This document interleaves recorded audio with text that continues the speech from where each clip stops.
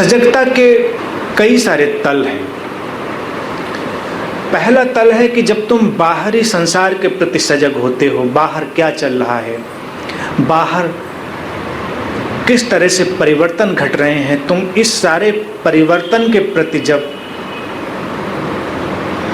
जागरूक होते हो तो सजगता का एक तल तुम्हें अनुभव में आता है। हालांकि अगर तुम गौर से देखो तो बाहरी तल पर भी परिवर्तन इतनी तेजी से घट रहा होता है कि उसका भी एक छोटा सा अंश तुम्हारे अनुभव में आता है। फिर तुम अपनी ओर वापस लौटते हो और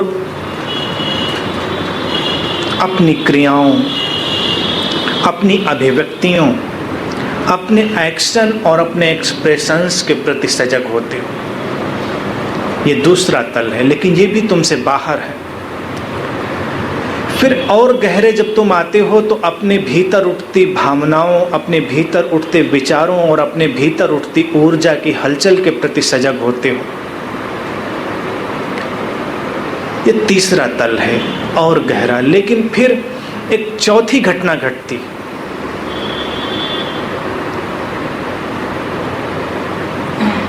जब तुम अपने केंद्र में जागते हो, जब तुम्हारे भीतर कोई प्रकाश उतर आता है, अब तुम किसी भी बात के प्रति सजग नहीं हो, तुम बस केवल सजग हो।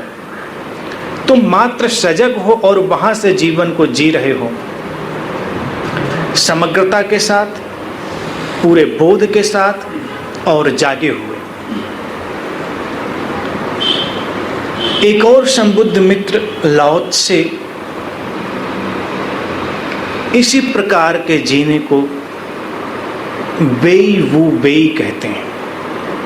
ये उनका अपना शब्द है, वेई वू वेई। जैसे लाओ त्सु ये शब्द भी बेबूझ है, ऐसे ही वेई वू वेई भी बेबूझ है। इसका अर्थ इतना ही होता है कि समग्रता के साथ बोधपूर्वक जागे हुए जीने की अवस्था।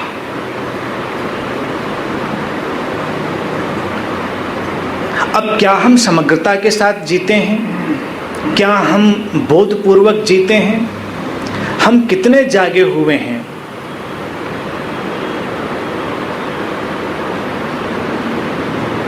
क्या ऐसा नहीं है कि हम जागे हुए होने की बात भी सोए सोए कर लेते हैं?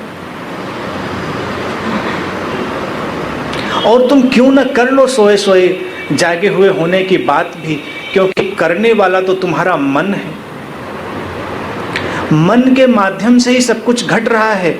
और मन क्या है? सपनों की एक धारा, सपनों का एक तेज प्रवाह। और सपनों के लिए क्या जरूरी है? तुम्हारी नींद, तुम्हारा सोए हुए होना। तुम जागोगे, सपनों की धारा टूट जाएगी, तुम्हारी नींद भी टूटेगी। तो मन बचा रहता है तब तक जब तक कोई न कोई स्वप्न बचा रहे। मन मिट जाता है जब वो सजगता के संपर्क में आता है, जागने की प्रक्रिया घटती है।